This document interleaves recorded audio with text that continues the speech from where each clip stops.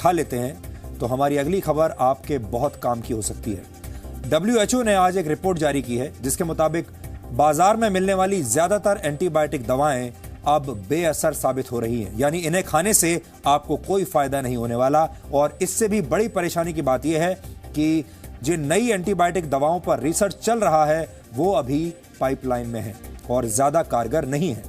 WHO के मुताबिक जिन antibiotic दवाओं पर रिसर्च किया जा रहा है उनमें से ज्यादातर पुरानी है और उनसे सिर्फ शॉर्ट टर्म सॉल्यूशन यानी कुछ देर का आराम ही आपको मिल सकता है। WHO की ताजा रिपोर्ट के मुताबिक लंबे समय तक एंटीबायोटिक खाने से शरीर में मौजूद बैक्टीरिया रेजिस्टेंट हो जाते हैं। इनमें सबसे ज्यादा खतरा होता है ट्यूबरकुलोसिस यानी टीबी के इन्फेक्शन का।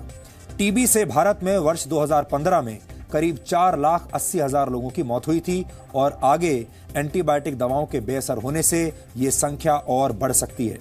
WHO की रिपोर्ट के मुताबिक 12 नए ऐसे पैथोजेंस की पहचान की गई है जो निमोनिया जैसे बीमारियों का कारण बनते हैं और परेशानी की बात यह है कि बाजार में मौजूद एंटीबायोटिक्स इन नए पैथोजेंस पर बिल्कुल बेअसर साबित हो रहे हैं, यानी हमें जल्द ही नई एंटीबायोटिक दवाओं की जरूरत पड़ेगी।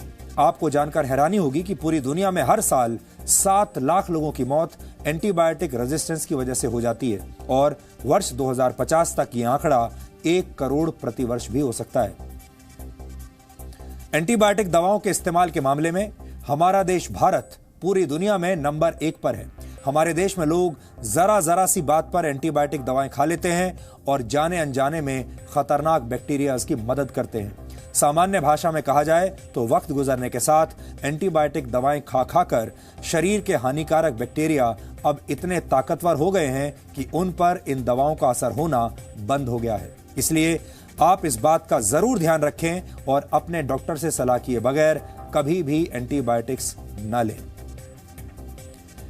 डीएनए में अब हम वेंटिलेटर की बात करेंगे। यह शब्द अक्सर आपने अस्पतालों में गंभीर रूप से बीमार मरीजों के संदर्भ में सुना होगा।